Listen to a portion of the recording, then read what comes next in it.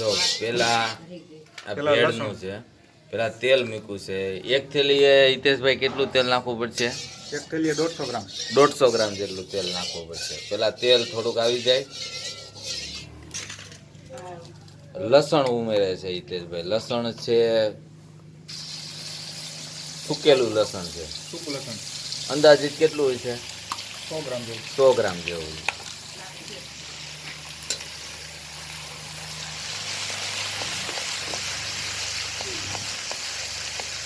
હવે આ શું છે હિતેશભાઈ? ડુંગળી ઝીણી કટિંગ. ઝીણું કટિંગ કાંદાનું છે. 8 ગાંઠિયા. 7 થી 8 ગાંઠિયા. 7 થી 8 ગાંઠિયાનું.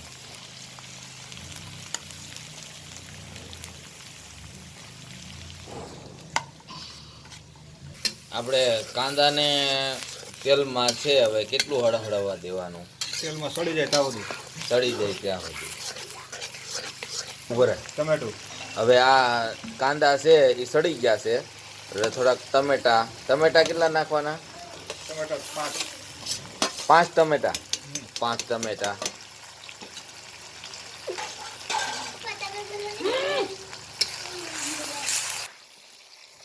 હવે મીઠું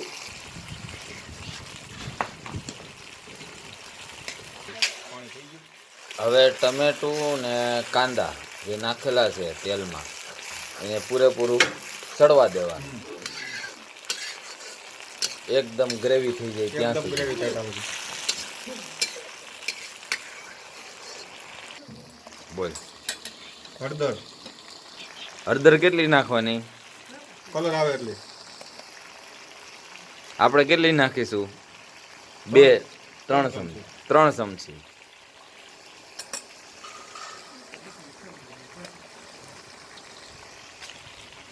લાલ મરચું એ કેટલું નાખવાનું? એ જોતા પૂરતું. જોતા પૂરતું. આપણે કેટલું નાખશું? આપણે 3 ચમચી. 3 ચમચી.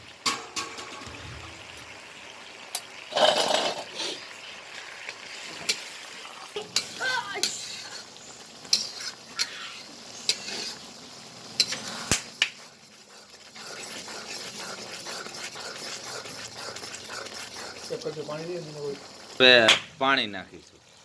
1 કરશો. 1 કરશિયો. 1 લોટો. 1 લોટો.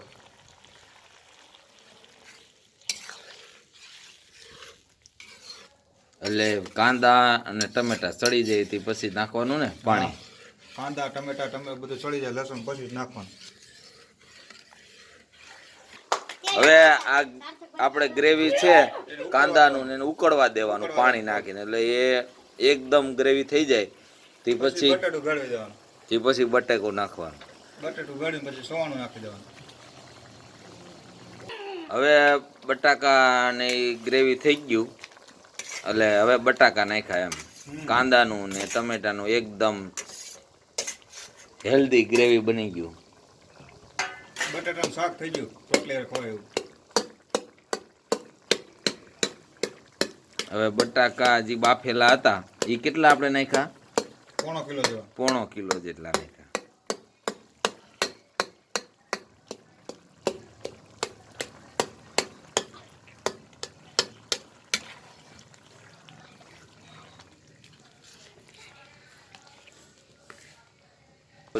બાલાજીનું સવાણું. ક્યારે નાખવાનું? એ પેલું બટાકા ગ્રેવી ઉકળી જાય પછી. 500 ગ્રામ બાલાજીનું ચવાણું. તો બીજું નાખવાથી શું થાય? બીજું બાલાજી ન હોય તો ગોપાલનું હાલે. બાકી બીજો એવો સ્વાદ આવે નહીં એવું ને? સ્વાદનો ફેરફાર પડી ગયો. આ મિત્રો આ તૈયાર થાય છે વઘારેલી ભેળ, જે અમારે નવા પીપળિયા ગામની પ્રખ્યાત છે ને એ અહીંયા જ બને છે. આ વઘારેલી ભેળ બીજે ક્યાંય લગભગ બનાવવામાં નથી આવતી એમ. એટલે અહીંની આ પ્રખ્યાત છે.